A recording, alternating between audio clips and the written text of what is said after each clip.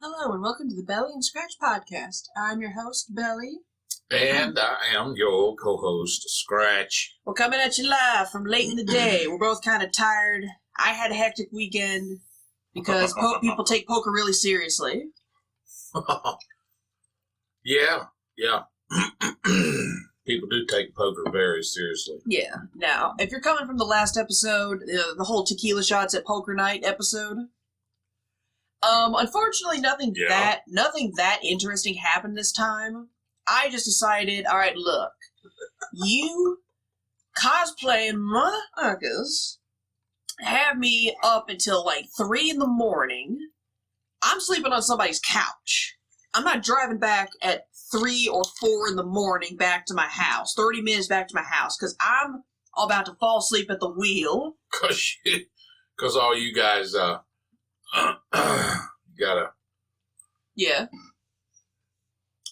get your Woody on. Yeah, gotta get your Woody on. Gotta get that cosplay on. You know. I'm a gambler. Yeah, shut up, Gandalf. So, Here's the thing. I'm not against it, living a little, never really done it before, like, partying up all, quote unquote, partying all night, sleeping over on someone's couch. Never done it before. Yeah. Because I'm not a partier. I never was. Well, I didn't mind partying. I just have to, There's different levels of it. There's different levels of it. Okay. Okay. Oh, that's what the pop filter does. Yeah. Okay, never mind then. Because for the longest time, I was like, I'm not talking directly at the microphone. I'm not spitting at it. So what? Okay, so there's more of a difference besides just, restricting spit at the microphone. Correct. But that's cool. I learned something new. Anyway, no, most parties, I'm like, I gotta be engaged. Because the majority of my life, people avoided me like I wasn't there. Yeah. And I'm just like, what? I took a shower. I'm friendly. I'm not trying to stab anybody. I'm not trying to rob anybody, but you're afraid of me. So most of the times I go to parties, I just hold up the wall. Yeah. And it's just boring. It can be. If you go in there without a motive. Correct. It's hard to just... it's hard to just party for someone like you and I. Yeah. There's a lot of people that they just, partying for the sake of partying is their life. Yeah. So they can go talk about it at work the following week. Exactly. Which, more power to them. That's just not me. Yeah, that's never been my... I mean, I'll tell you some stories. Yeah, I saw some interesting stuff. Sure. But nowadays, unless you go to like a really seedy party or a party with a specific purpose in mind, you don't really see a lot of crazy shit break out. Basically, what will happen? All right, we talk about characterizations or presentations of characterizations of people, say in a fictional work. Correct. And there's all this talk about, to base your judgment on another individual based on, or fed from some type of fictional work where you run into what people would say stereotyping. I'm trying of a particular individual. Okay, I'm trying to find... When you go to a hardcore party... Yeah? Before you even get engaged, like walking through the yard or coming through the door... Yeah? There is an immediate reality of that stereotype... Yeah? Staring you in the face. Okay. So that's when you know you're in a hardcore situation. Party or... What, you mean like the type of party where it's like you pull up, park your car, you're like, oh, hey, Jeff, Right. How's your friend Bobby? And all of a sudden a fucking TV just crashes through the front window. Something like that. That would be the least personal injury wise. Okay. The other low impact interactions are someone walking out and vomiting in the yard as you approach the front door. Yes. The other one would be not being able to get the door fully extended open because there's somebody passed out behind the door. So when you run into that obvious presentation, yes, you run into that actual factual hardcore that people party. want to go, you're just an asshole. No, that's reality. And then you get up into the things of which we can't speak of as far as individual association, sure, activity. Yeah. You know. No, I get it. You know you're in a hardcore place. Oh yeah. And if you hit the door and you don't see any of that, you're in a moderate to mild situation. Oh yeah. Things can't escalate. And there's a couple of events. Or if it's going to escalate, those guys are asked to like go outside or go you could be else. in a real cool party and then somebody pull off a shirt, and I don't care who it is. Yeah. Okay. Mm-hmm.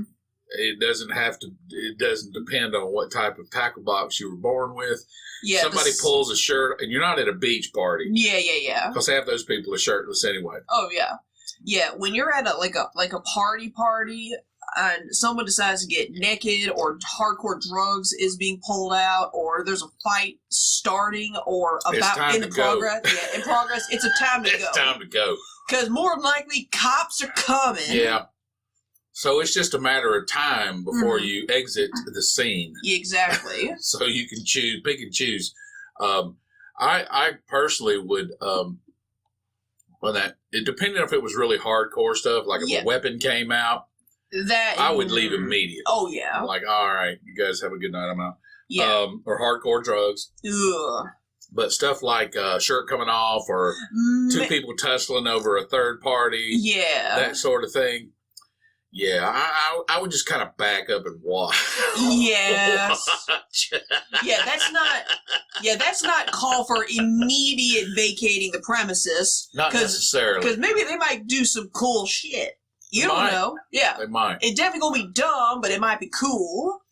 You know, and I always was associated with individuals that were the extreme opposite of me. Yeah. I guess just to balance me out, because when I would back up in those types of situations, they get closer. They would get closer and kind of throw gas on the fire. Kind of stuff. Yeah. It's like, because they were just wanting to be entertained, right? Sure. I respect that.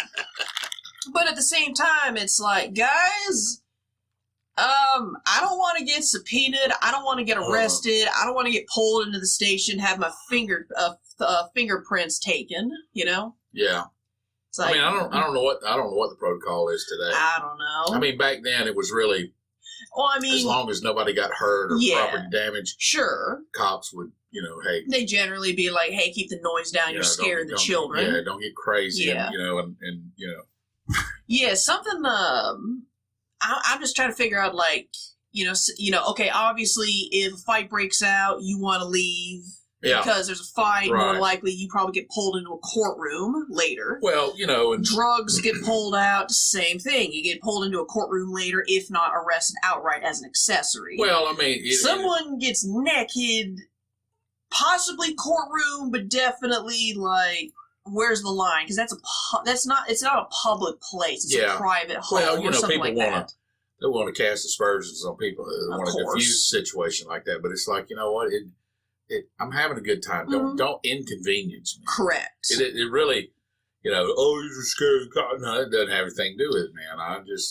I believe you can have a good time without having to be thrown into the back of a car. Yeah.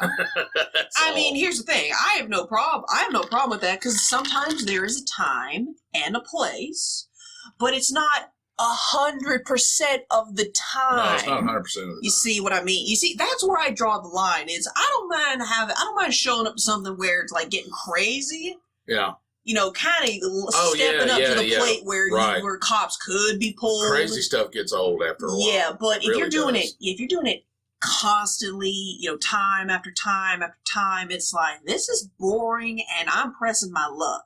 Yeah. Now, granted, of course I say that, you're just like, killjoy. Hey, I go to, Here's the thing. I just mentioned I do these cosplay poker nights. Quote unquote cosplay poker nights. You know, again, we don't use real money. It's just chips. People bring in fake gems. Was Gandalf there? Yes, Gandalf was there. Woo! Yeah, poker shade glasses Gandalf. Basically Gandalf with poker shades. Right. Yeah, actually, speaking of which, he and I became fast friends. He gave me this to fix. Oh, that's cool. Yeah, this is an actual arrowhead he dug up. Oh, that's even better. Mm-hmm. He doesn't want a leather... basically, I handed Scratch a necklace with an arrowhead on it. He doesn't want the leather strip because it broke off. That's nice. And I said, hey, I make necklaces. I got, like, hemp thread if you want. He's a freaking hippie in real life, apparently. You know, that's really nice. So you found that? Yeah. That's cool. Yeah, he's a good dude. He's also, yeah, he's a really good dude. Yeah. Like, well, I mean, you just have to put things in perspective. If your fetish is playing poker dressed like Gandalf, you're probably not a bad guy. Yeah. Yeah. You know, there are worse presentations of personal tastes. Oh, yeah. Yeah, he likes Lord of the Rings. What can I say? You know? But anyway, in terms of, God, my head. But in terms of stuff like that, it's, you know, I don't typically, you know, I go to parties where it could potentially last all night, but nothing gets crazy because, you know, the two things I do is like D&D and the cosplay and little mini game night sometimes. You just have to make sure you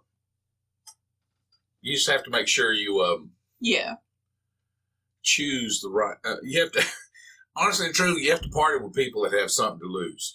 Because if you party with people that don't have anything to lose, nobody's going to have a good time eventually. Oh yeah, they're going to burn that thing down. Yeah, or one bad apple spoils the whole bunch. Yeah, you know, and it's yeah. This is why I'm a little bit more this is why I'm just kind of going into the whole thing of, you know, trying to be a little bit more open-minded, quote unquote, for parties like that, because it's like, if you guys fuck this up, we can't have it again. Yeah, there's all these dynamics that come into play between, you know, because you have people. It's not just a relationship between you and your neighbor. It's, you know, there's a relationship between, you know, like the couple from, you know, there's always a couple or a throuple. Yeah.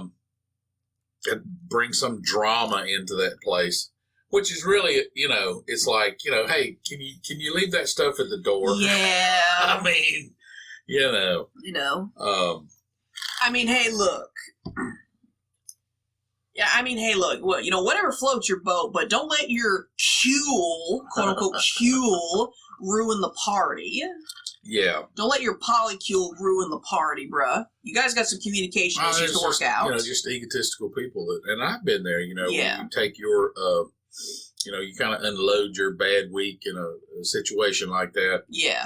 And pull innocent parties into it. And for all the people that I did it to, I apologize. Oh, no. I actually almost did. I actually almost did that yesterday. Yeah. Because Friday, okay. All right, look.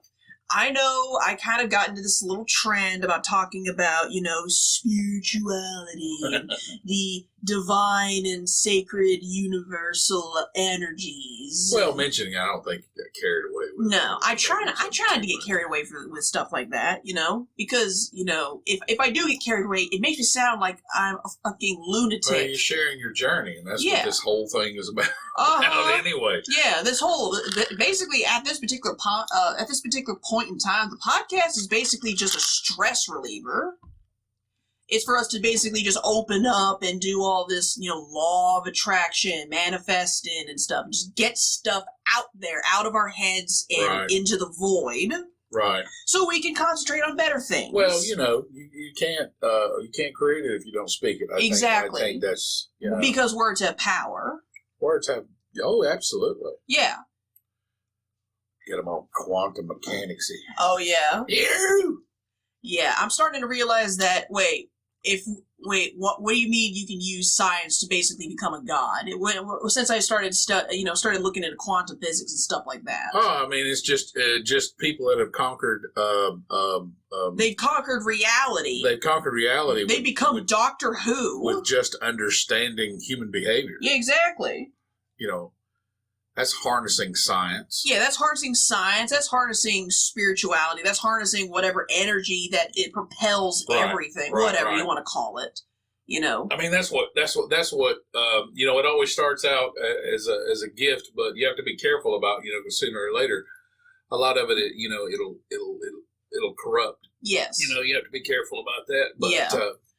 But it's the corruption that is created. Correct. It is the positive aspect of what someone does, like a leader that turns into a great leader that turns into a despot.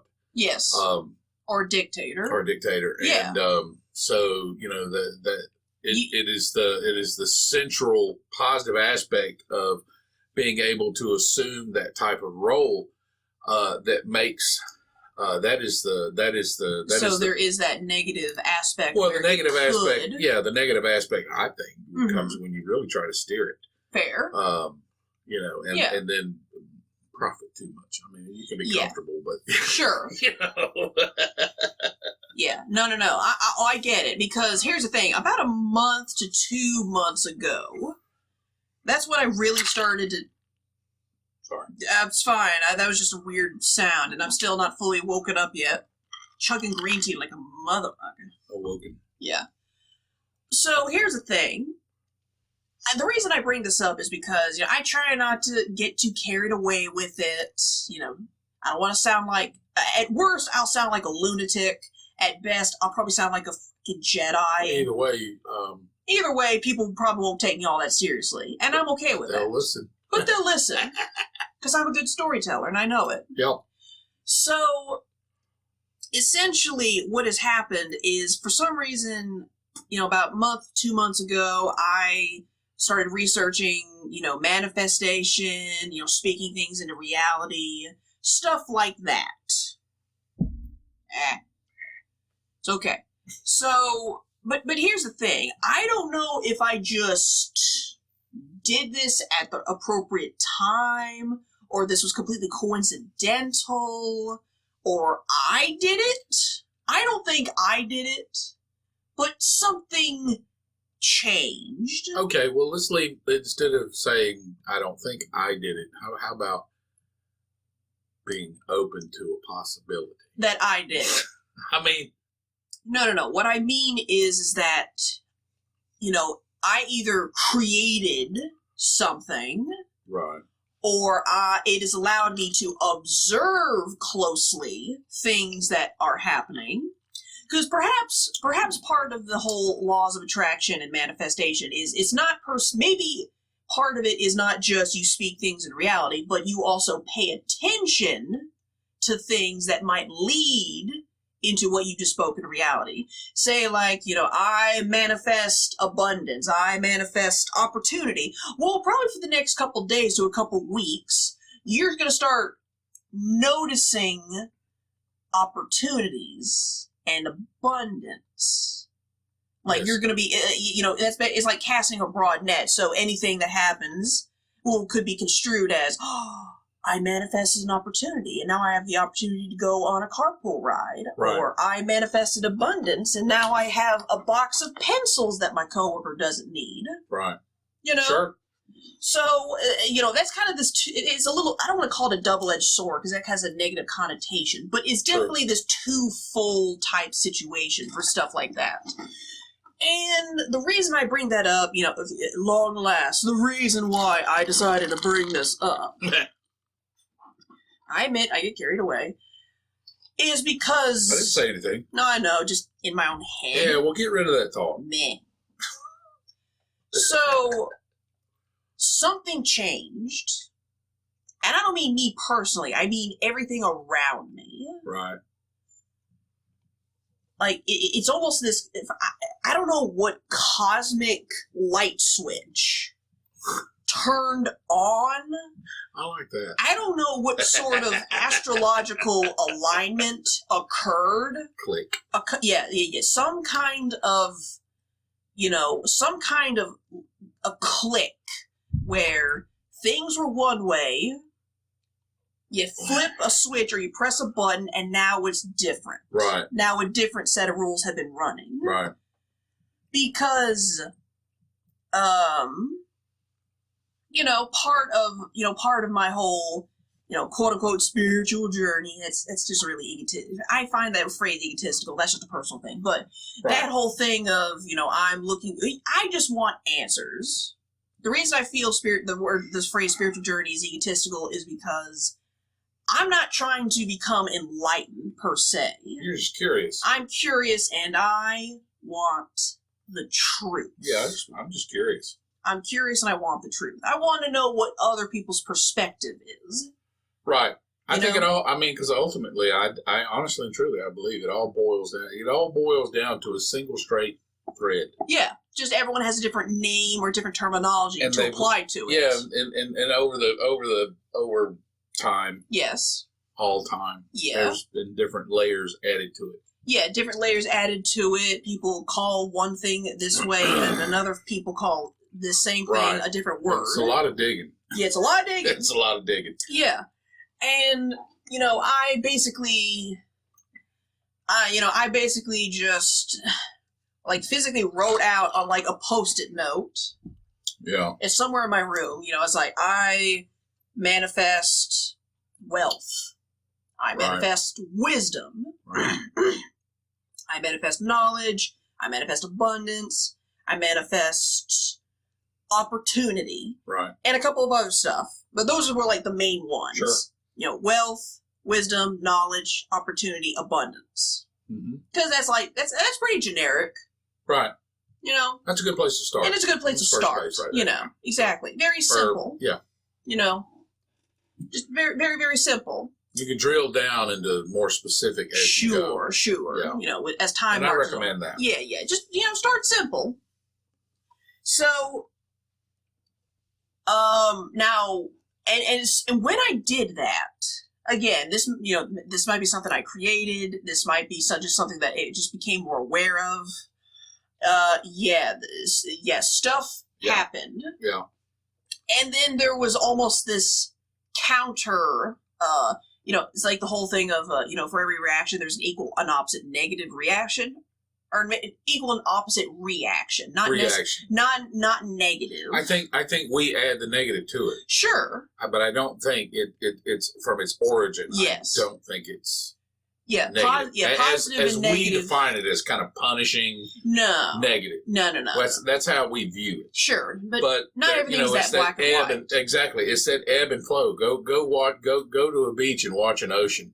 Yes. Tide. Yes. Okay, there is a positive and a negative, technically, but there is no negative in a sense of something poor or something bad. Or morally bad.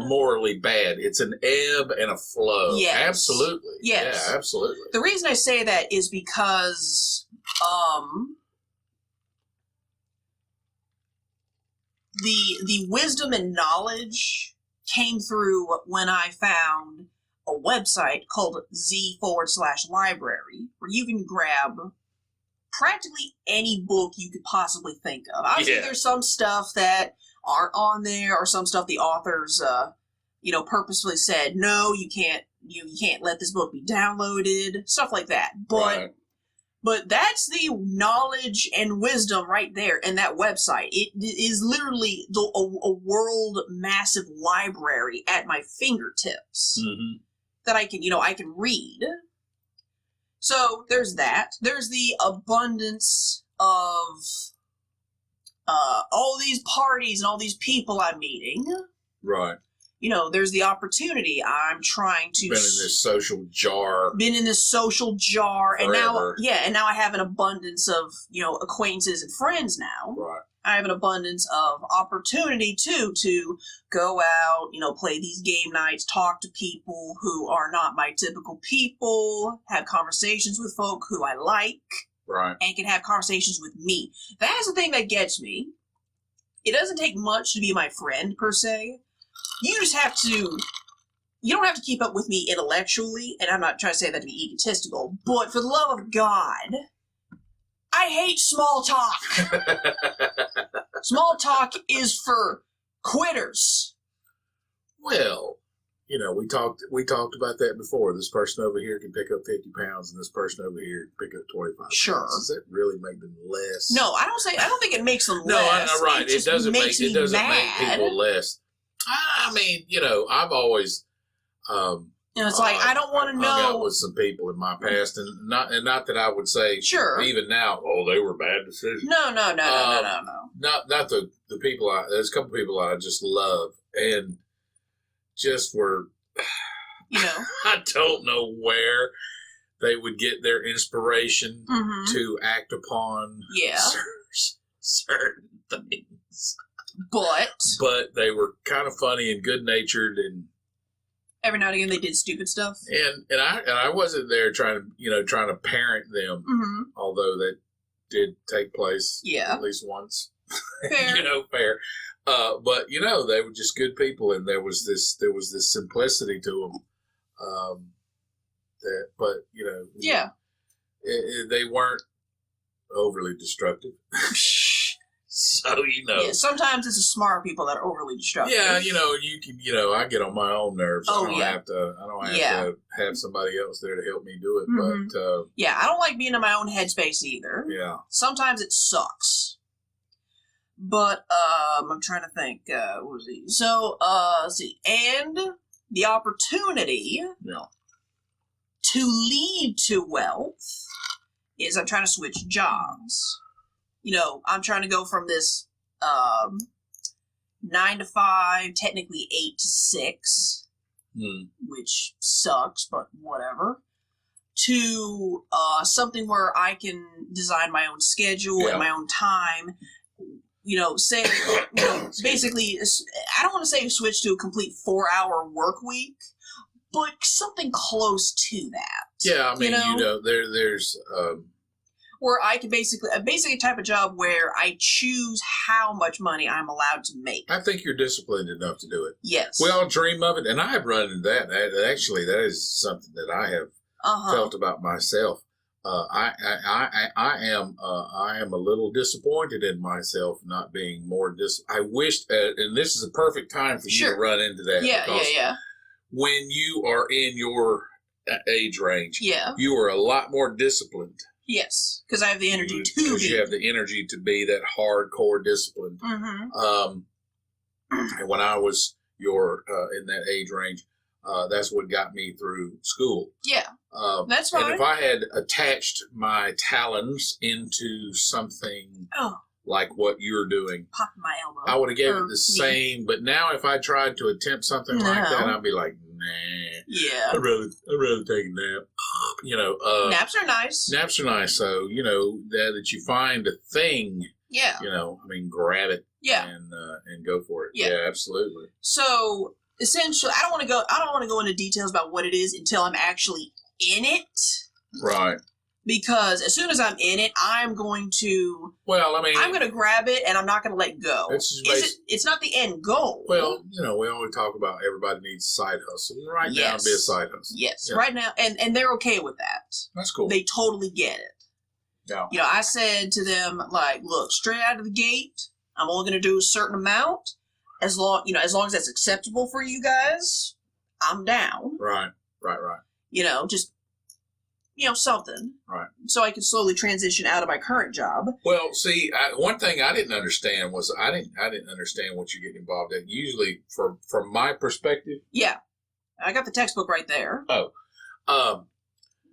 that's a useful thing. My perspective. Yes. Getting involved in what you're looking at or working on is one and done. Yeah. But I did not realize that there are people they'll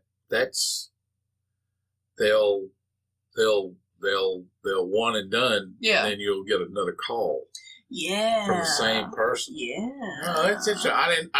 My mind is not the way, I don't think about long term. Mm-hmm. I think about a solution, and then that's the end of the question. Indeed. Sometimes. So yeah, that's cool.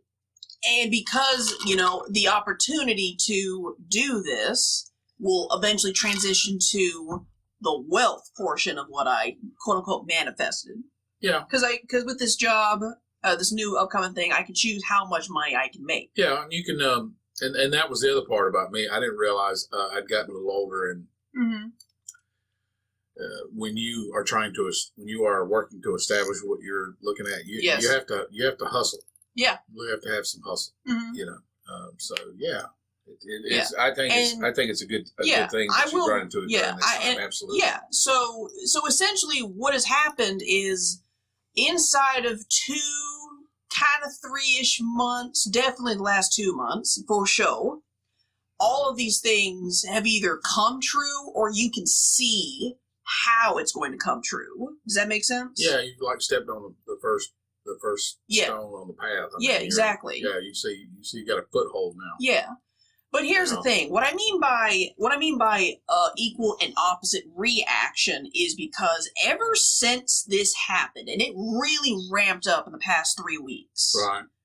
Like full realsy. My workplace the energy has just gone to hell. At my current job. Yeah, but there's nothing mystical about that. Okay. I mean, the economy is waking back up. Yeah, the economy is waking back up, but I don't even mean just that. It's just what drove me. What kind of drove me to go? What? You know what it is? What? Everybody's in post-traumatic stress disorder. Everyone's got PTSD. PTSD from the panini. From the panini. Can't believe they're alive. Sure, I can buy that. Well, wouldn't you say that's shock? Yeah, they're all in shock. Okay. Yeah. Okay. I can accept that. We're all gonna die. No, we're not. Die. Yeah, and then you don't die. I talk about that. It's like since I was this tall, we talked about, it's the end of the world. Well, I got to a point where I was living my life that way. Yeah. And then I was like, man, I am sick of this. I believe the end of the world is here. When it gets here. Yeah, when it gets here. When it gets here. So now these people have had to stare death in the face from poor folk. You had to stare death in the face for over a year. Yeah. And now you're alive and you're like, I can't believe it. Oh no! Oh, I know. This is why This is why I ramped up with all these opportunities with the game night people. Right. That's why I'm hanging out just about these every people weekend. Want to live now. They now want to live. Oh, that's fantastic! Oh, and that's now good. Yeah, now I'm getting caught up in the ride. That's not a bad thing. Don't get me wrong. No, you just gotta. Hey. When you're surfing that wave, Keep holding my hand. Keep holding my hand. Yeah, exactly. You got to get up on that board and ride it. And I am. Hey, that's fantastic. Yeah, so, good for everybody. Yeah, that's exactly. Awesome. This is, I do kind of feel weird because it's like, oh, God, I'm staying up late, I'm spending the night on someone's $500 Lazy Boy couch, which was a nice couch. Like leather. It was not plush, but it was fluffy. That's nice. Yeah. Leather? Oh yeah, it was like soft leather, but it was also fluffy. I don't know what that design is, but I love it. Right. Like I would legit crash on that couch forever. If something were to occur and be like, hey, look, I need a place to live. Right. I will give you money for rent and food. I would sleep on that couch. Well, don't give me a room. Give me that couch. There's, as long as people don't take it into. I mean, yes. There's two schools. You can say, we got through this thing. Yes. And it's great to be alive, and that is a positive. And then the opposite end of it, which can lead into deep water, is eat, drink, and be merry, for tomorrow we may die. Oh, nihilism. You have to watch out. If you can separate the two. Yes. And because one is joy and one is thrill, and thrill never lasts. Well, I mean, some thrill is fine, but at the end of the day, you do have to find that joy. You have to find that joy. Because joy is self-sustaining most of the time. Yes. But what I mean by, here's the thing, I don't mean to bring in mysticism into this whole thing. It's just, it's almost like since I wrote these things down, and I added some stuff on top of it, like, I want to be clairvoyant, I want my, clair audio, clair vision, and it's like, I want to be psychic just to see how far I can take it. Right. I want my clair senses to activate. Clairvoyant is like you know about the future. Clair audio. Well, I'm telling you, And I'm just like, let's see how far I can take this. Can I wake some stuff up? Honestly and truly, I think what it is, and people, I've had this phrase said to me more than once. Yes. I don't know how you know that. The thing about it is I think when it isn't a necessary. I don't think it's a parlor trick myself.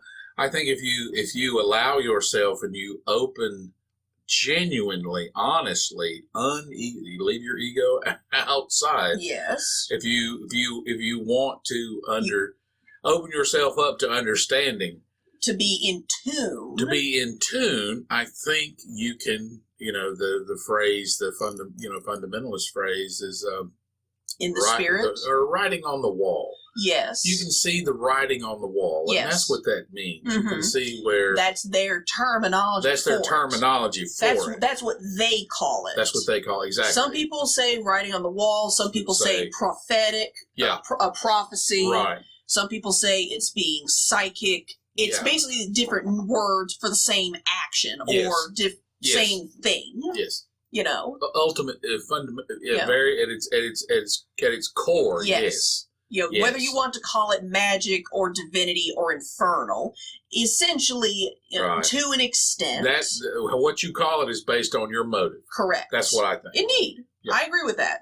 So the reason why I bring mysticism to an extent into this conversation is once I started doing this stuff, I manifest all this, and plus I want to be psychic just to see what was going to happen. Why not? So I'm watching out for that. I'm just like, I'm just standing there being like, just standing there staring at the wall. I'm like, just staring, and I'm just like, just waiting. Although to be fair, I did kind of come to realization later. Now, there are some books in that virtual PDF library where it talks about how to become psychic, and it's like, these are probably just hooky, but you know what? I got nothing to lose.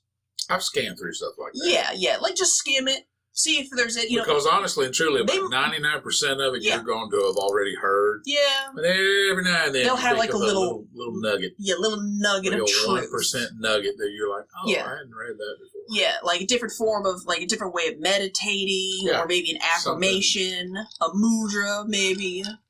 A piece of information, the answer to a question. You'll have questions. Yes. And then there will be 99 answers, and ultimately all 99 of those answers will have something in common. Correct. Because it's just different variations of the same answer. And then answer 100. And answer 100 to be, Interesting. Yeah. So it'll get to the core of your answer. Yes. Sometimes you don't even know. Well, the problem is, I think there's a spiritual rest in learning truth. I think if you are seeking truth and you find truth, there is a peace that comes from it. But that's why you keep seeking truth about something. Because you seek peace about it too. And you keep looking, probably because maybe you hadn't found the answer that you need to find yet. Yeah, indeed. So the reason I bring mysticism into this is because since doing this, it's almost like,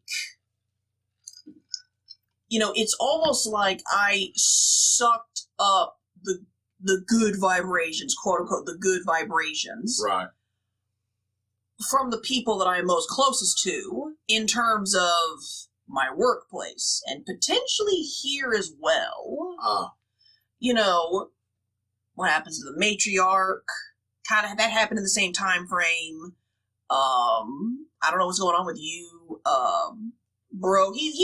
Bro's doing fine. Bro's doing fine. Yeah, but he's not. Yeah, but he's not here all the time. So so he's pretty much safe. But definitely people at work. When I started doing this, trying to be conscious of this, trying to bring these things forward so I could have a better life for me.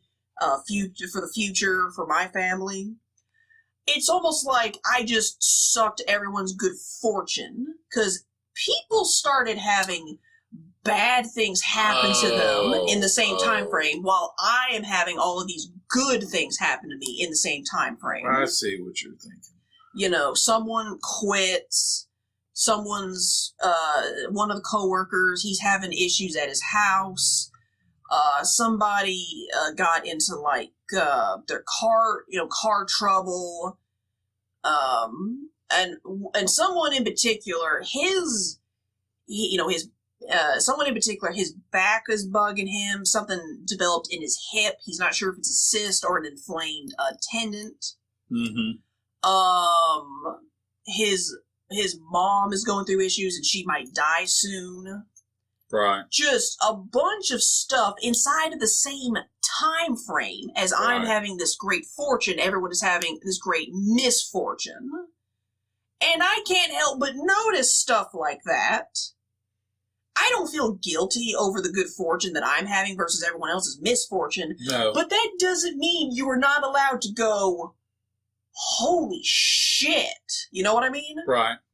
And I haven't found anything that said, oh, by the way, you need to be careful when you do this, because otherwise you're going to steal people's good energy and focus it on your own. And it's like, huh? You're thinking in, and it's not totally your fault. Okay, so please learn me something. You are thinking in what is called a zero-sum game.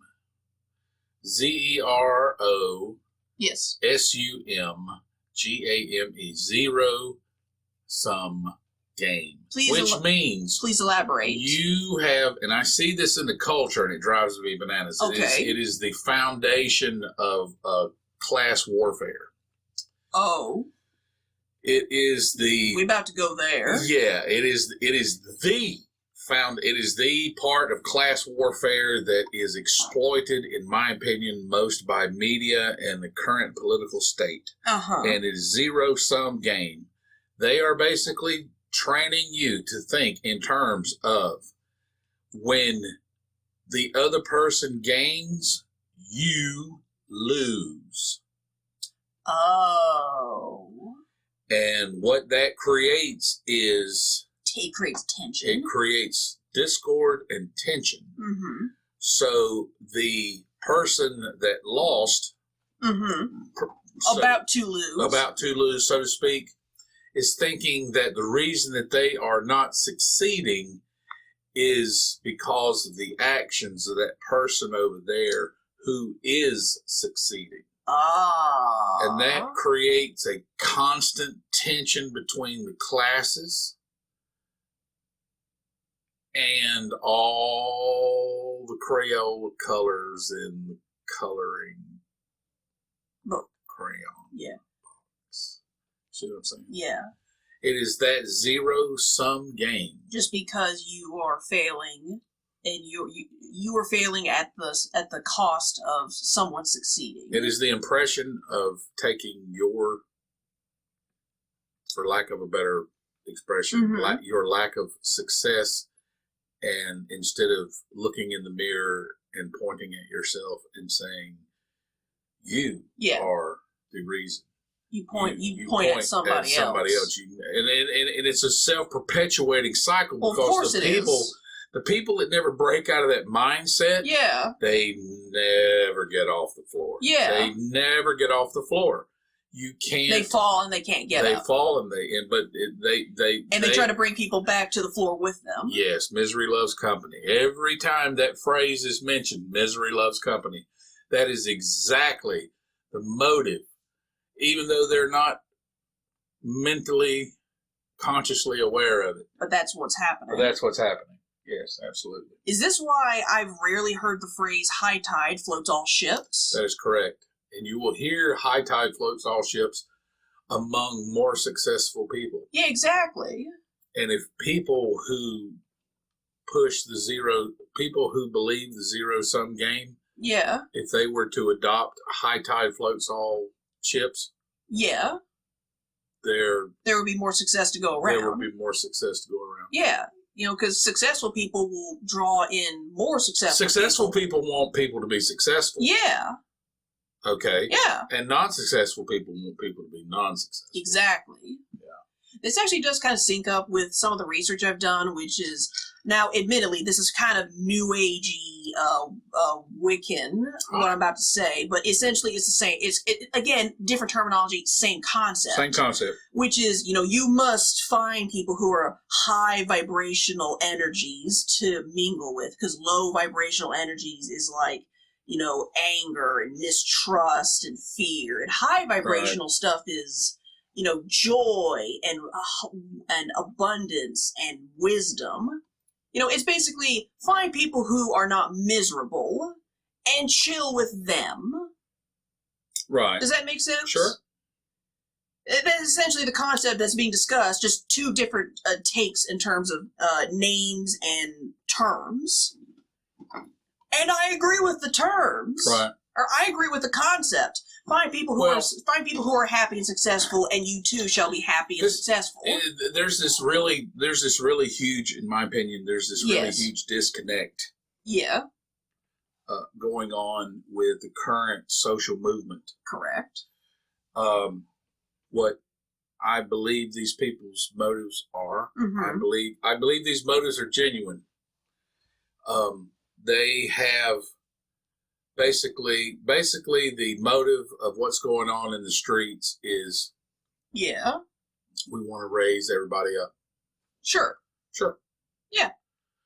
But the problem is that these people, not realizing individuals, they have only been given the tools to deal with life in a zero-sum game. I see what you mean. So their power comes from their true motive. Mm-hmm. Because truly, let's raise everybody up. Yeah. But the only way the only ability they've been given, they've been raised with, they've been conditioned to have is the zero-sum game. So basically what there is a large movement where they don't realize is they think they've got to pull someone else down in order to raise everyone up. But every person that they're against, that's what they're accusing them of pulling someone down to raise themselves up. But here they are doing the same thing. But their motive is legitimate. Let's raise everybody up. I'm just experiencing a small scale of that. That is, so it's not. You're not taking. I'm not stealing people's. I'm not stealing people's air. Yeah, we were saying, that person's so stupid. I wish they wouldn't be taking my air. That's always that joke. I mean, I've told it. Everything. They're just fucking breathing my air. Yeah. I've done that too. There's plenty of air to go around. Yeah. And that's what you have to understand. That's everybody want. They're like, oh man, everything. It's the foundation of so much junk. Science. The earth is overpopulated. No, pollution is overpopulated. Yes. Why don't you stop the plastic producing companies? Yeah. How about that? Don't tell me to use less. Tell them to knock it off. How about that? Yeah, you would think in a but world. But there's too much money. I don't have the economic sway that a company that makes billions of dollars every year makes from bottling their product in plastic containers. Plastic containers they're that telling suck me at breaking less. down. I'm telling you, how about stop selling it? How about that? Okay, that annoys me, God. Yeah. You, average Joe, driving a car to work, you're not the one, you're not the one putting holes in the ozone layer. I'm not. You by yourself. Right.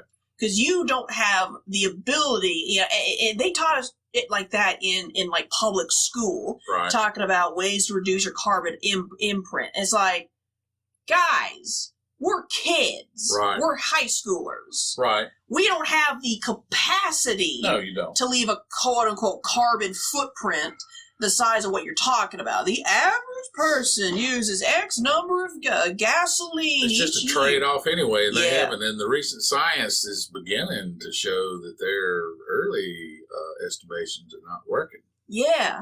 I keep because it was so many trees per how your carbon footprint carbon tax was. Yeah. And so they've done that ever since the infamous, Ungoodening of this particular inconvenient truth. Yeah. They're finding that their emissions data is not matching the green movement models. Mm-hmm. Interesting. Yeah. It was all just I'm not saying you should pay attention to it, it's but almost like a ploy to sell some garbage. when somebody shows up and starts talking to me about anything, don't bring money into it. No, don't. Don't introduce me to a concept that's foreign to me and then start talking about it, then all of a sudden I owe you money. Yeah. You're definitely not going to get my vote. I don't care what it is. No, you're not. No, I get it. I'm just like let me stew with it for a while before you bring the wallet out. Exactly. Or start trying to dissect my wallet. But indeed. No, I mean I'm not saying fuck the rainforest or anything. It's just we as average humans do not possess the capacity we don't. to stop selling it. Yeah, exactly. Stop selling plastic. Yeah. Or at least make plastic less sturdy. Can you do that? Can you make it exact? I don't understand. Does that make sense to me? Does that make sense to you? Can you make biodegradable plastic? I mean, is it possible? Like, why isn't it? Yeah, why isn't it? Seriously, in an era where you can buy a high-tech blender that can hook up to your Wi-Fi, and as you're blending your juice cleanse of the day, it's playing the Beatles because it's hooked up to your fucking Wi-Fi, like, Skynet, and it breaks, 6 months after you buy it. Right. It's a high-tech piece of machinery. It breaks, inside of a year after buying it. You don't even drop it on the floor. It just stops working. Make plastic break down and from yet concentrated salt because it's all in and up in the ocean anyway. Yeah. I don't want to talk about it. I don't either. It drives me bananas. Don't come talk to me about that. I mean, I do what I can. I am dead serious when I say we're about to have Godzilla in 100 years. Yes, we both will be dead, but hey, guess what? Some people are not going to be dead when Godzilla emerges from the ocean. 100 years? We'll see. Doesn't nuclear fallout have like a half-life of 200 years, give or take? I think it's 500. Okay, 500. Sometime in the next 500 years, we're going to have Godzilla. Yeah, I think it's 500. I called it. Copyright. You talking about trademarked. Talking about Japan, right? Yes. Oh. I don't want to talk about it. I can't. No, you're right. Actually, I will say this one thing. Okay. I read recently that there is at first it was one person in particular, but it grew to the entire monastery. Yeah. An order of, I believe, either Shinto or Buddhist monks have started planting and distributing sunflower seeds throughout that area of the nuclear fallout. Right. And sunflowers are apparently really good at absorbing radiation.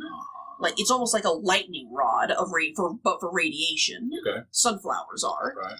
And they just started planting that apparently it was like a couple months to a year after the meltdown happened in Japan. Right. Like the initial one. Mm-hmm.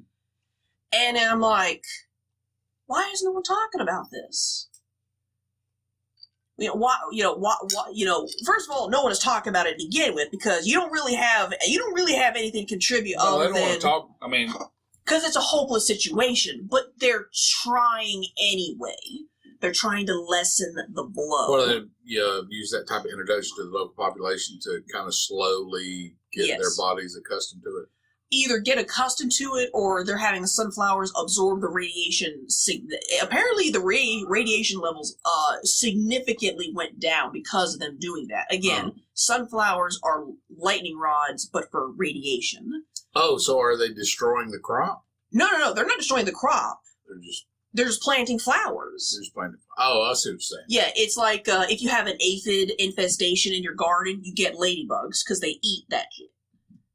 Oh, really? Sunflowers eat radiation. Got some roses. I need to get some ladybugs. Yes. Yeah. All right.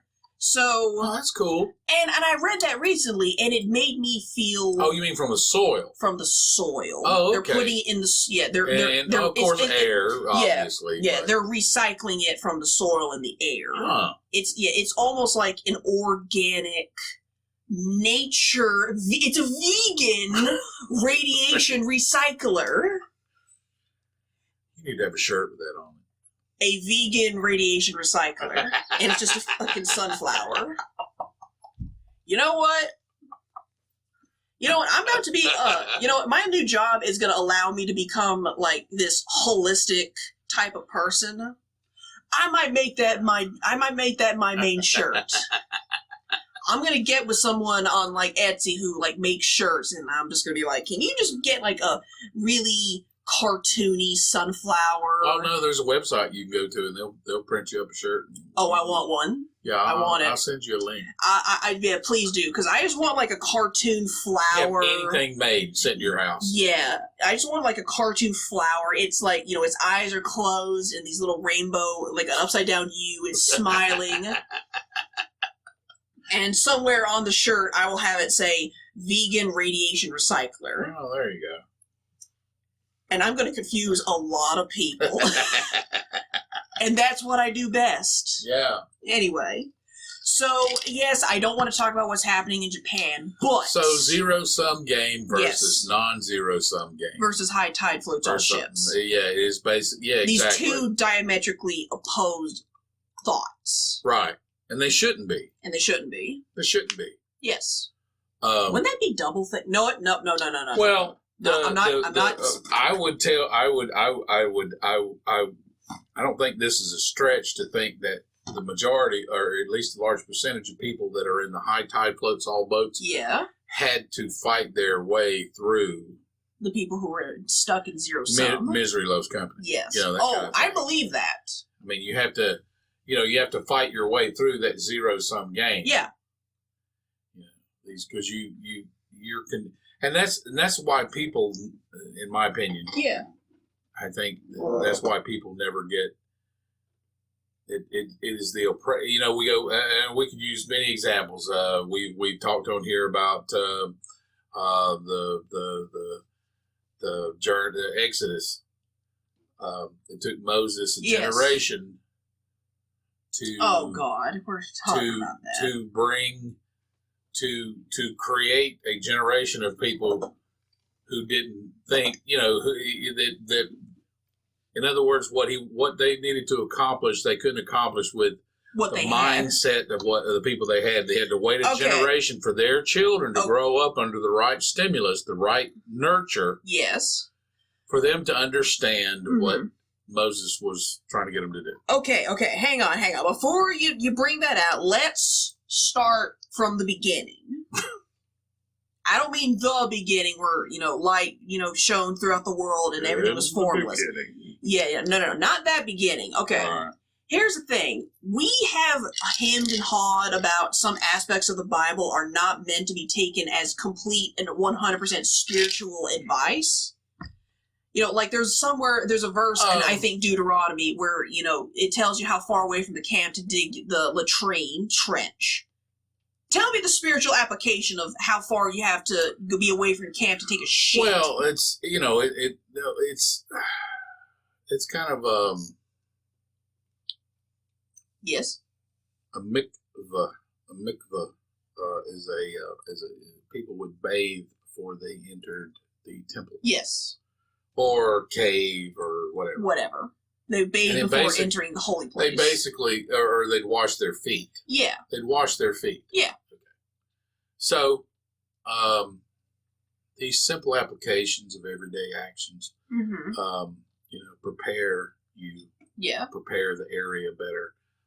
He's talking about, you're speaking something into existence. So you want to be more open. Yeah. To what you can gather. Yes. What you can cast your net on. Yeah. So, you got, and these types of applications, they tend to prepare. it's just like I said, you speaking the words Yes. makes you more open to it. And honestly and truly, the only thing that I don't understand clearly is I try to understand are my actions and words and intentions, are they actually creating this, or am I now conscious to it? Yes. Or is it both? You know what I'm saying? Yeah. I choose both. I choose both. Yeah. Why not? Why not? But yeah, that's what I was saying at the beginning. Yeah. But basically what I mean by at the beginning is I try in part. I'm not saying I'm avoiding the overall message, but I like to kind of take a practical eye over the biblical text, especially the first 5 books, aka the Torah. Well, it's because it's their history book. It's their history book. It's a history book. Yeah, their history books. Does it have spiritual application? Sure it does. Yeah, it sure does. Does it have physical application? Sure it does. Yes, it does. Yeah. What I mean by that is, here's the thing. The Hebrews, they grew up, or they had... religion. Yeah, the T religion. No, that's Judaism. Yeah. No. The Hebrews, the actual tribe. Yes. The actual folk. Category of people that we're talking about. Yeah. Yes. Yeah. The Hebrews. Religion of the T, to an extent. They were, what was it, 400 years? That's the number that is most familiar to me. Yeah. I don't know exactly. Yeah, but they basically spent and read. They spent like a couple centuries in, being slaves to the Egyptians. That's yes. Yeah, give or take a couple centuries, couple decades. Slaves, indentured service. I don't know. Whatever. What level. Yeah. Yeah. But either way, they were not allowed to go do whatever they wanted. Correct. They were not allowed to leave. Yes, they were not allowed to leave. They were socially, they were controlled. Yeah, then they were controlled. They slaughter the firstborn. Yes. Don't feed them much so they don't grow much. Yeah. Keep them weak. Keep them weak. They keep them uneducated. Yes. Sort of, same. Yeah, that's what slavery is. Indeed. Yeah, sure. So they had that system that you just said in place for a freaking long time. But Moses, who grew up in the house of the Pharaoh, he had access to knowledge that, obviously the religion of T people, didn't know. You had a class of people that was controlling another class of people. That was controlled. You had the controllers and the controlees, and he was from the controlees, and he learned from the controllers. Yes. That's it. Yeah, that's it. So here's the thing. You have basically a group of people with the mindset of we are weak, pygmy, scrawny things. Right. Who are not worth a damn. Yeah, we're not worthy. God has abandoned us. God has abandoned us. We are not worthy. He takes them out, into the fucking desert. And, actually, if you read, they make it to the quote-unquote land of milk and honey, which, don't want to quickly. Yeah, quickly. They got to it. Yeah. And that's where you hear a lot of interpretations of, oh my God, this is a land of giants. Well, here's the thing. You think about it. You have a group of people who were not fed well. They were abused, mentally abused, physically abused, uneducated. And Moses was probably like the only person who knew what the fuck was going on. Guaranteed top 3 people who knew what the fuck was going on. That's correct. Yeah.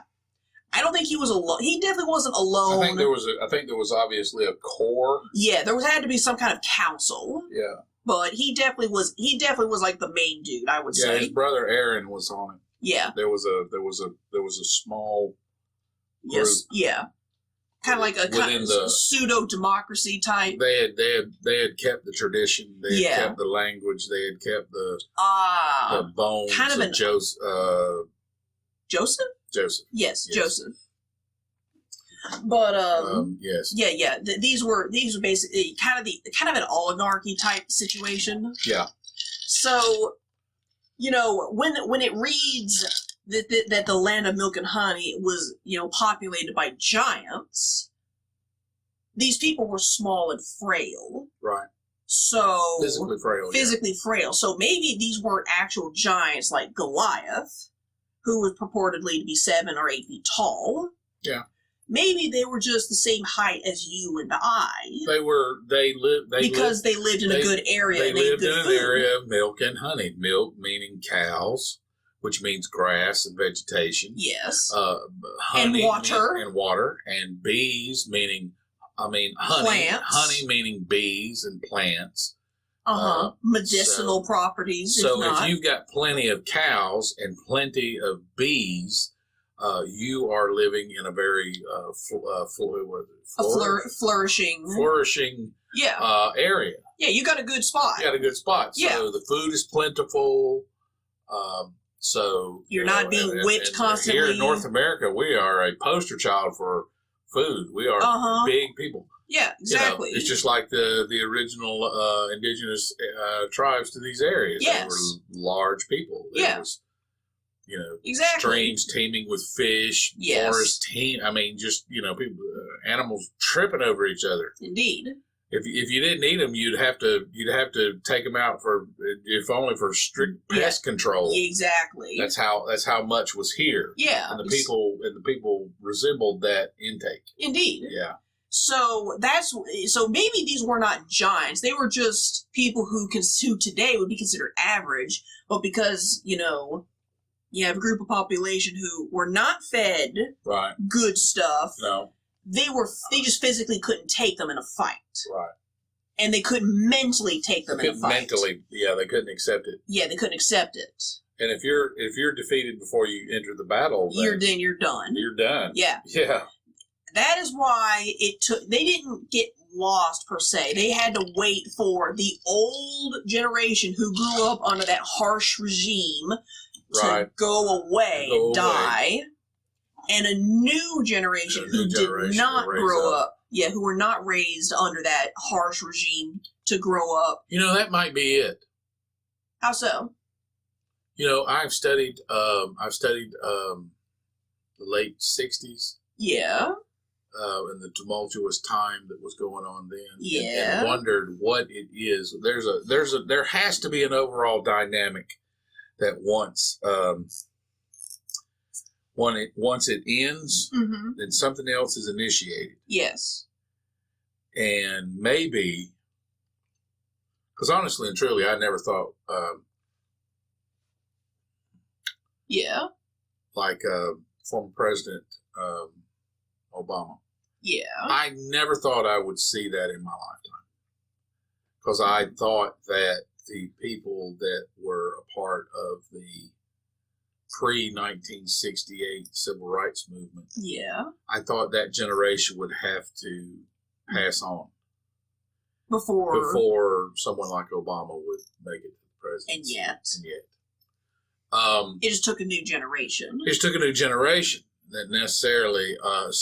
What's going on right now is I hope people will get beyond this because when you're in that misery loves company, that's where it gets violent. Yes. And when it's high tide floats all boats, people don't want any violence. Exactly. They just want everybody just to calm down and just everything, because high tide floats all ships. Yeah, yes. Absolutely. Yeah, maybe it's going to take the next generation. I've run into that. I've run into people who had physical characteristics of individuals from my youth that were very volatile. Sure. And it caused me to react to them in a particular way, and then to have them interact with me. Mm-hmm. Fair. In a way that I wasn't used to. Yeah. Kind of did change how I felt about the individual. Interesting. Well, I expected a much more violent response and didn't get it, and then asked why. Yeah. They just had no concept of what my experience was. Pre-event bias, I was going into it thinking, if I say this to this person, then they're going to fly off the handle and take a swing at me. Yes. But they didn't, and then just started talking to me. It's not that I didn't know how to handle it, I just didn't expect it. So, because based on my prior experience, no, I get it. What the situation elicited a completely different response.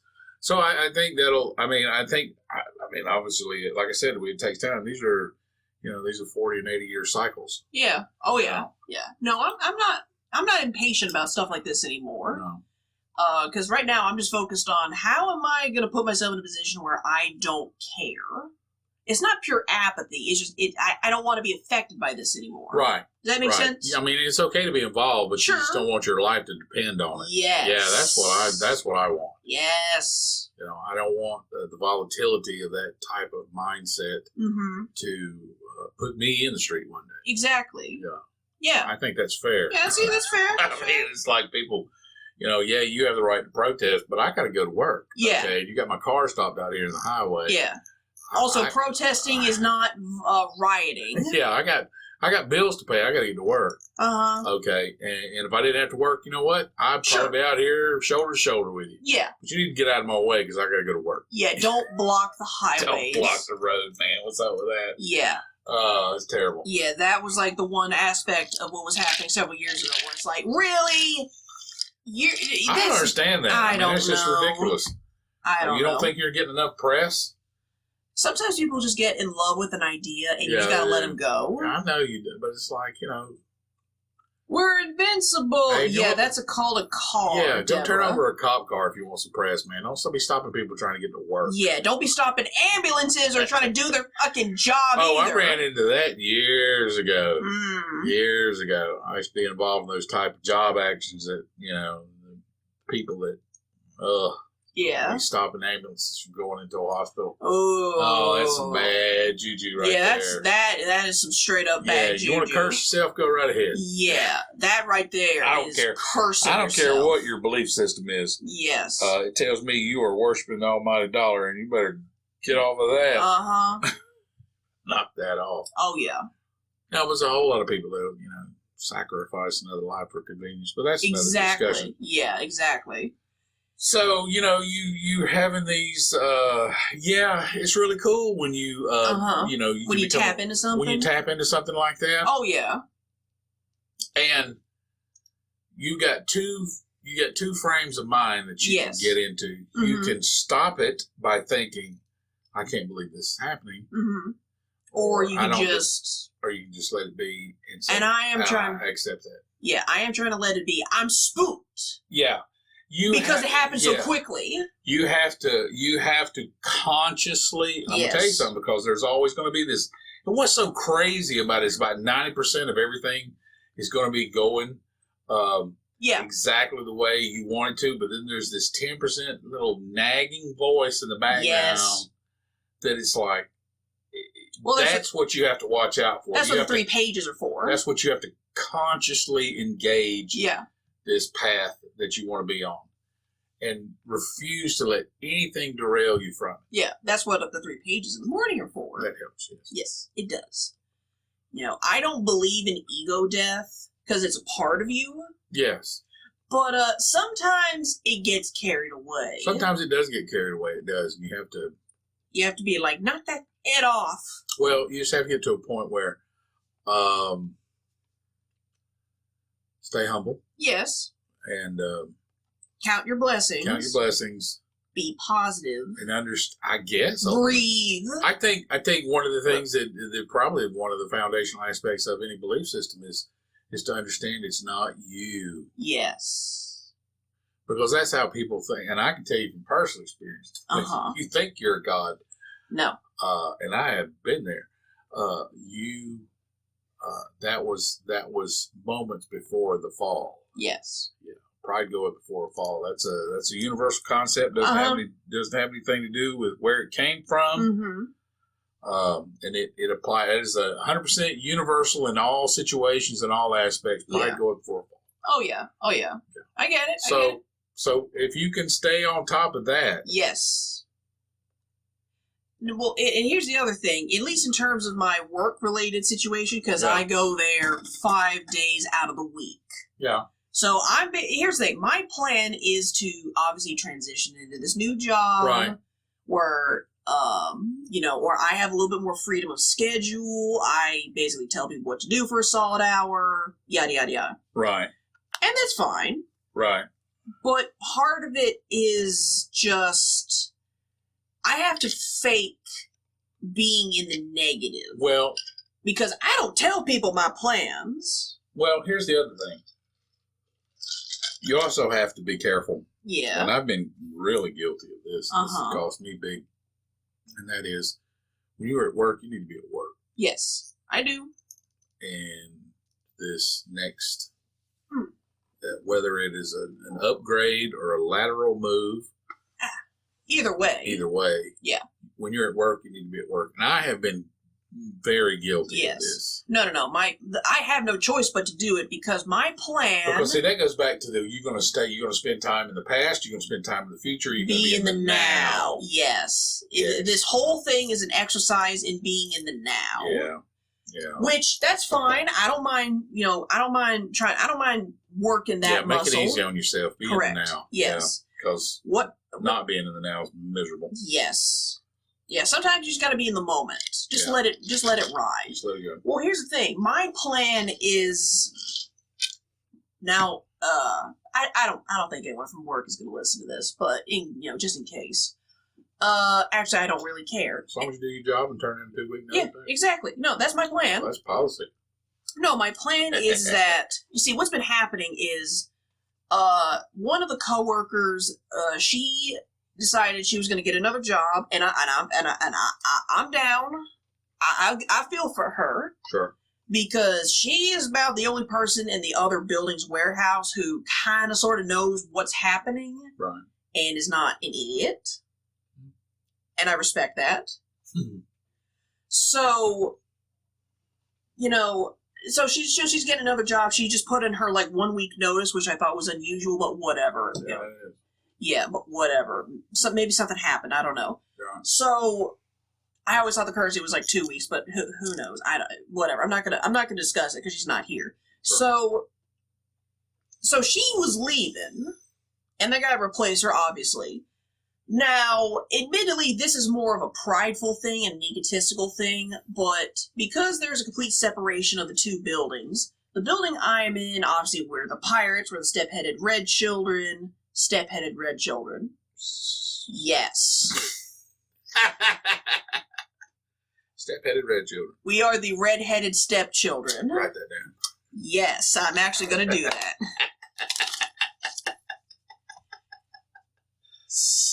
We are red. Step-headed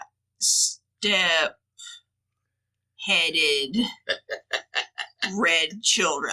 This is what the episode's going to be called now. No one's going to have any idea what the fuck is happening. Yeah, hashtag that. Yeah, hashtag step-headed red children. Oh, listen. That trademark, that's a trademark. That's a trademark, We'll be able to track our Google results with that. Oh, yeah. Let's see. We got monetize the pain. We got monetize the insanity. Right. We got women be shopping, guys be hunting, and now it's step-headed red children. Step-headed red children. I'm telling you, once this thing blows up, we're going to have T-shirts already. Yes. There's going to be old people staring at the shirt going, what the fuck? What does that mean, Agnes? Yeah, exactly. I don't know, Gerald. Don't hurt yourself. Excuse me. Anyway. Red-headed stepchildren. Yeah, we are the red-headed stepchildren of the company. And in the other building, they like to do their office politicking, Game of Thrones style, stabbing in the back stuff. So clearly we are the fuck-ups. Obviously, because we don't play their games. What are you in for? Whistling on a Tuesday, Jester. Ooh. You bastard. Uh-huh. Vivian! Exactly. Too funny. Uh-huh. So here's the thing. Right. Admittedly, this is egotistical on my part, but at my building, we don't play career political games with each other because it's a small crew. There's really no hierarchical levels in there, right? Well, there is a hierarchy, but it's more... But it's like boss and not boss. Yeah. But really. Over at the other building, aren't there several layers? Uh-huh. Oh, okay. There are layers at the other building where I'm at, yes, there is a boss, and technically I am also a boss because I manage about 85% of the whole building, Right. which is basically just me. I am my own boss to an extent. Yeah, as long as you get your job done, sure.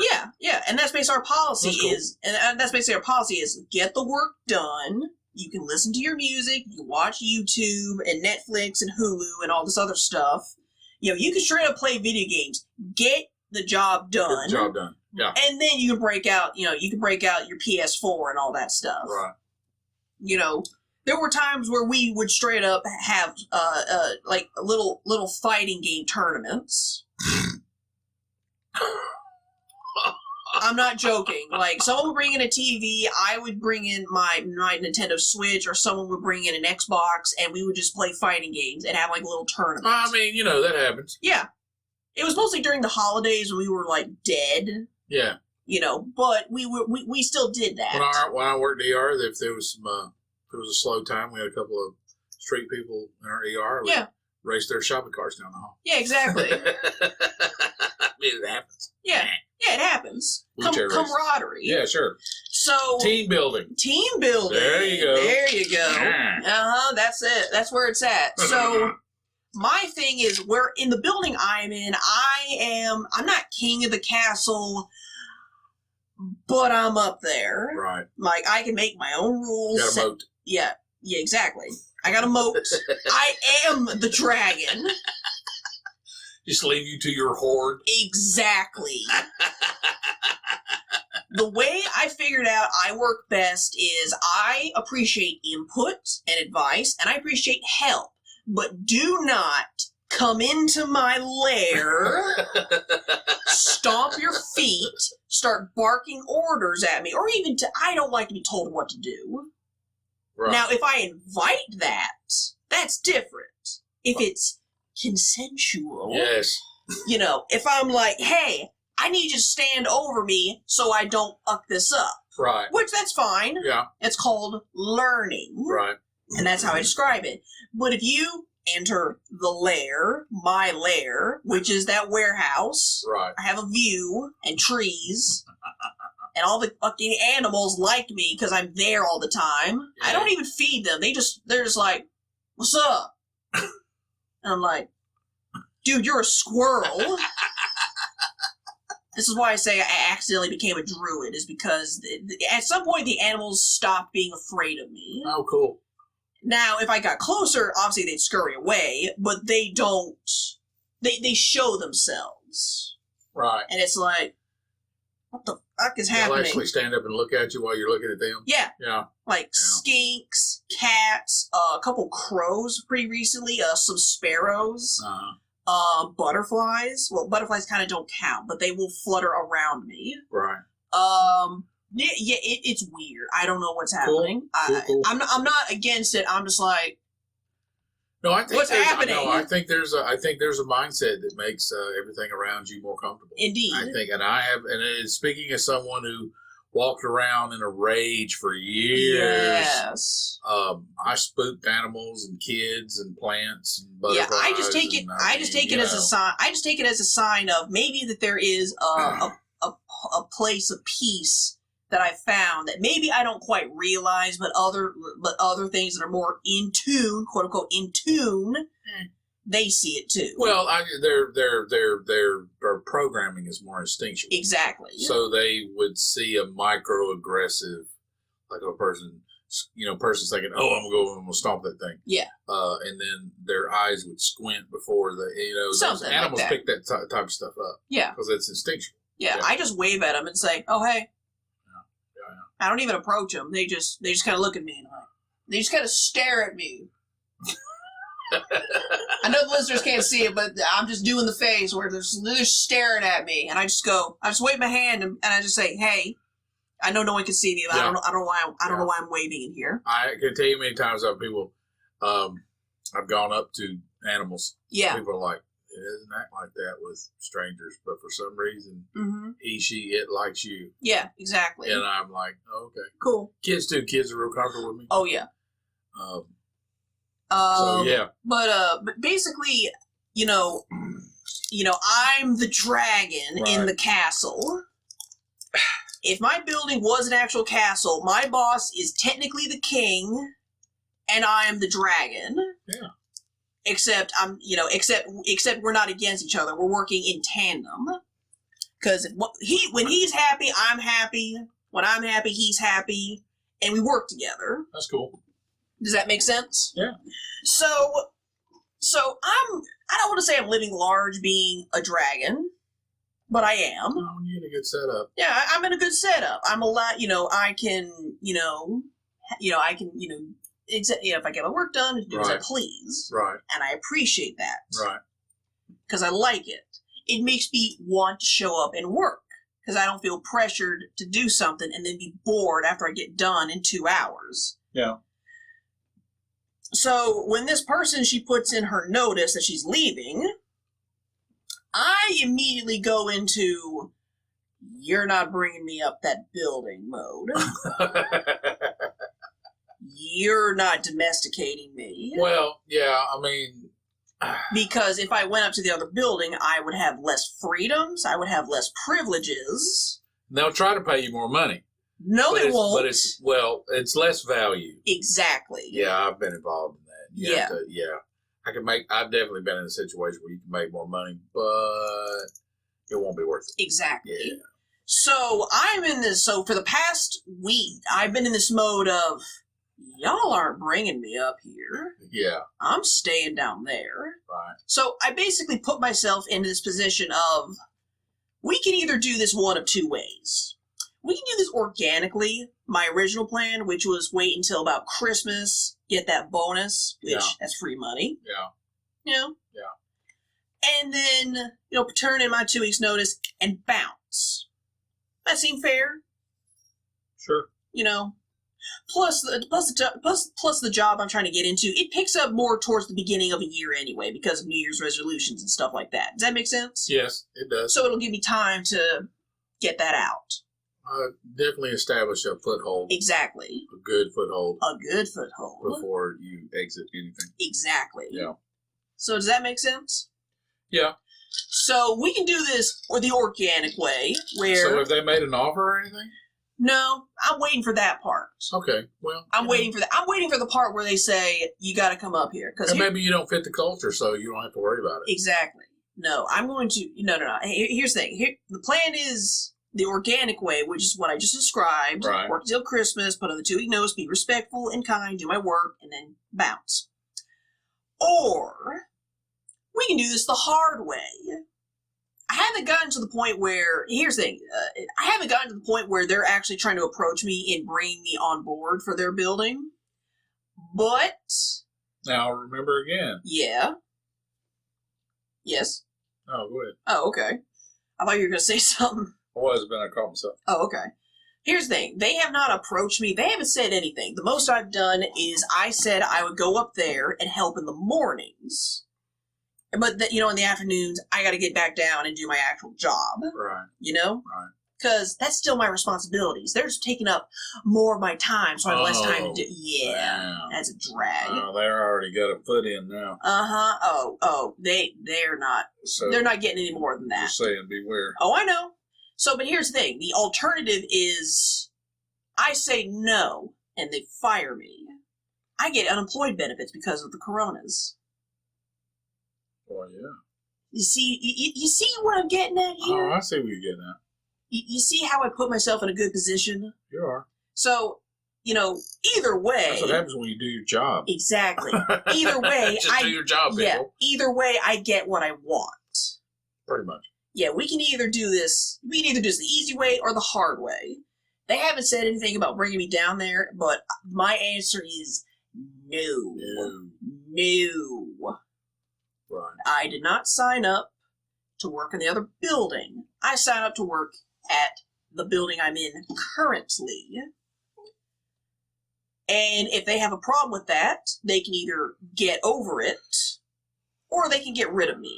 And I get unemployed benefits because of the panini.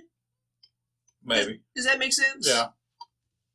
Either way, it doesn't matter. Jobs. Yeah. Yeah, jobs get in the way. Yeah, jobs get in the way. Christ.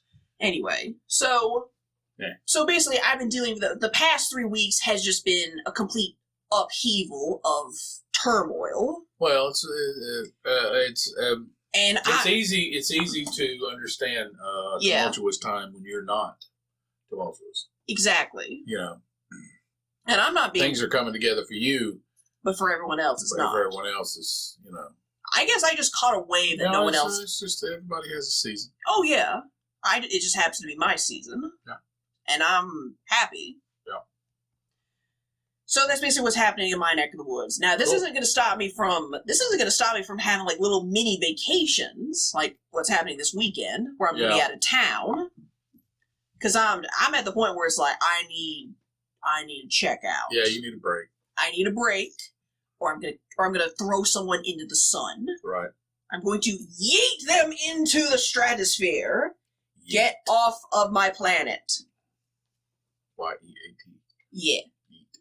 No, Y-E-E-T. Yeet. Yeet. Yeet. I threw a piece of paper. Okay. Yeah. All right. So now you know something. Or now you learned something. Learning. I'm good. All right. You got anything to add? No. Okay. Not without getting into another hour. I like the whole, we need to explore the whole zero-sum game versus non-zero-sum game. I agree. Definitely. Let me write that down then. There's people that don't realize. If you look at Tony Robbins, if you look at any Zig Ziglar, you look at any motivational speaker, every single one of them will be pushing high tide floats all boats in some form or fashion. Indeed. And they will be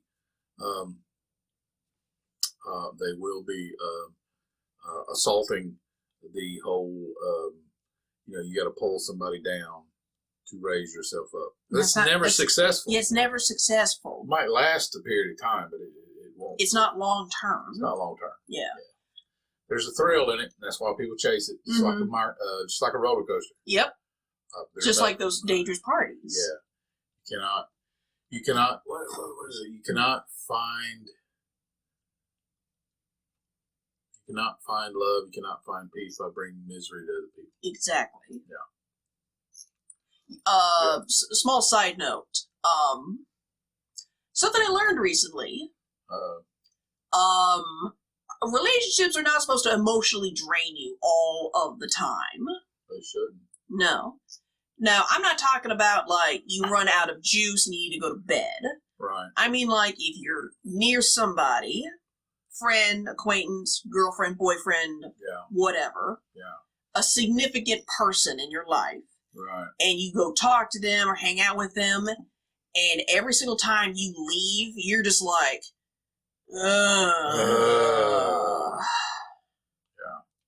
like you feel it. You don't. You can feel it in your body. You can feel it mentally. Like if you're introverted and you're. A relationship should not be a struggle. No, but if you feel this groaning in your spirit, like you just fought your way out of being tied up. Yeah, that's not normal. No, it isn't. I'm learning that is not normal. No, it isn't. Like yeah. Yeah, the dude at the game night? Yeah. Now, granted, not all of my interactions with anybody is emotionally draining. I'm just comparing it to the last time something was like that emotionally draining is my current boss, who he's going through a rough patch. I'm not mad at him. Right. He's just going through a really bad season. I'm not mad at him if I talk to him and I'm like, ugh.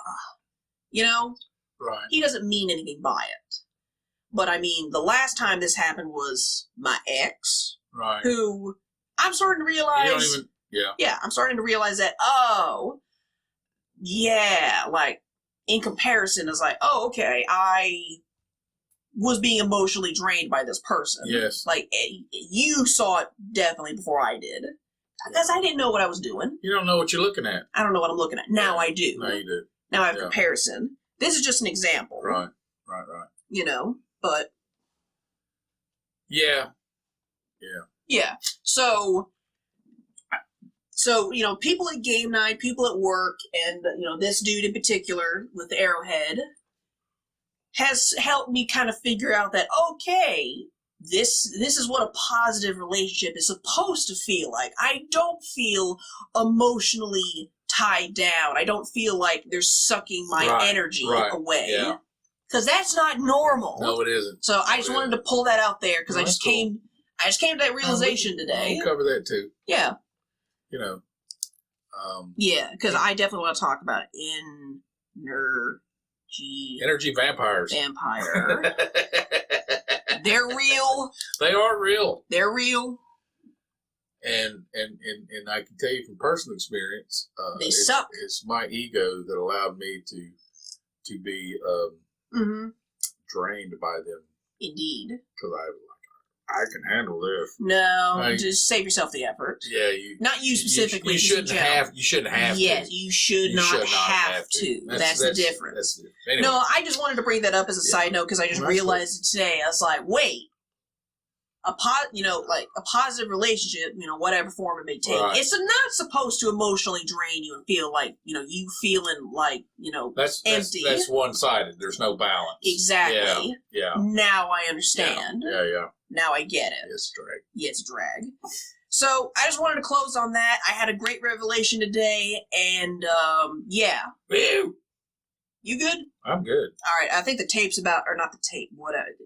Yeah, I'm gonna call it the tape because whatever. That works. Tape's about to run out. Yeah. So might as well close this puppy down. Woof. Woof. All right.